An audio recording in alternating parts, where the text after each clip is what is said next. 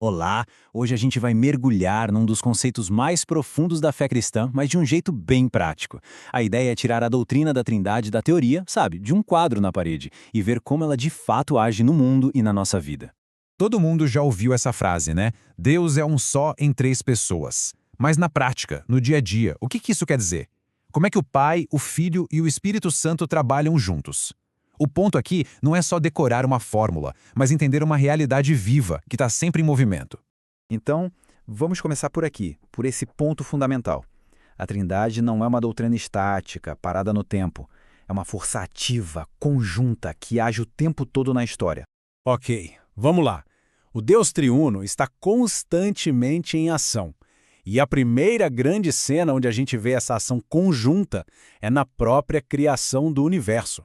A Bíblia não mostra o cosmos como um acidente, mas como a obra intencional e coordenada do Pai, do Filho e do Espírito Santo. E é aqui que a coisa fica fascinante. Vamos dar uma olhada nas duas maiores obras da Trindade na história. Primeiro, a criação, e depois, a salvação. O mais interessante é como os papéis na criação são distintos, mas ao mesmo tempo perfeitamente unificados. Pensa comigo. Em Gênesis, a gente vê o Pai como a fonte, o Deus que cria. Logo em seguida, lemos que o Espírito de Deus pairava sobre as águas, ou seja, sustentando e dando vida. Aí, o Novo Testamento vem em completo quadro, revelando que o Filho, o Verbo, foi o agente por meio de quem todas as coisas foram feitas. Entende? Não é que cada um fez uma parte isolada, é a ação conjunta do Deus triuno. E essa citação de Paulo em Colossenses é muito poderosa. Ela mostra que o Filho não apenas criou, mas ele é a força que sustenta o universo, agora, nesse exato momento. É uma ação contínua que nunca para. Beleza, agora vamos pular da criação para a salvação e ver como essa mesma dinâmica se repete, porque a redenção da humanidade também é uma obra 100% trinitária. O fluxo da salvação revela essa mesma sintonia. Parece mesmo uma coreografia divina. Primeiro, o Pai, por amor, toma a iniciativa. Ele planeja e envia o Filho, como a gente lê em João 3,16. Segundo, o Filho vem e executa a obra na história. Viveu, morreu, ressuscitou, algo concreto, que aconteceu fora de nós. E terceiro, o Espírito Santo pega essa obra e aplica na nossa vida, nos convencendo, nos fazendo nascer de novo e vindo morar em nós. É uma coreografia divina perfeita. Certo? Já vimos a Trindade agindo na escala do cosmos. Agora, como é que isso impacta a nossa vida diária? A nossa oração, a nossa comunidade?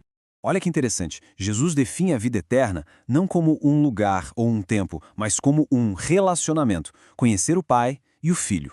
Ou seja, a vida eterna é, na verdade, participar dessa comunhão íntima com o Deus triuno. Isso muda tudo.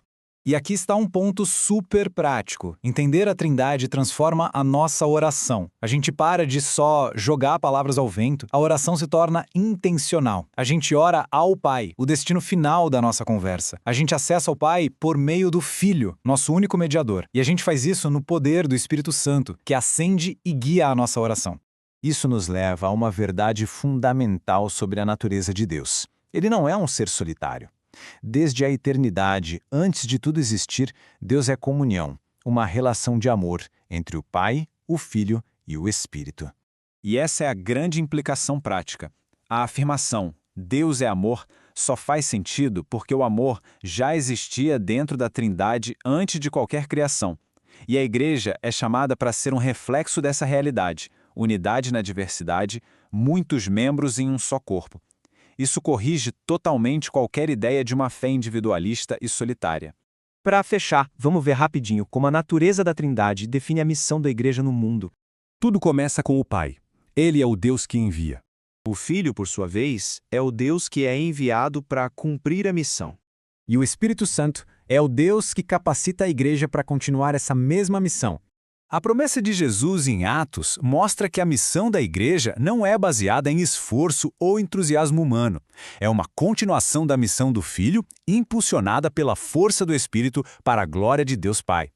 Cada gesto de testemunho é um sinal da ação do Deus triuno na história. Então, no final das contas, o que a gente leva disso tudo?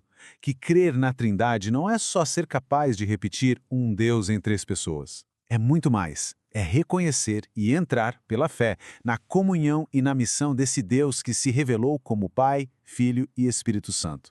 E isso nos deixa com uma pergunta para reflexão.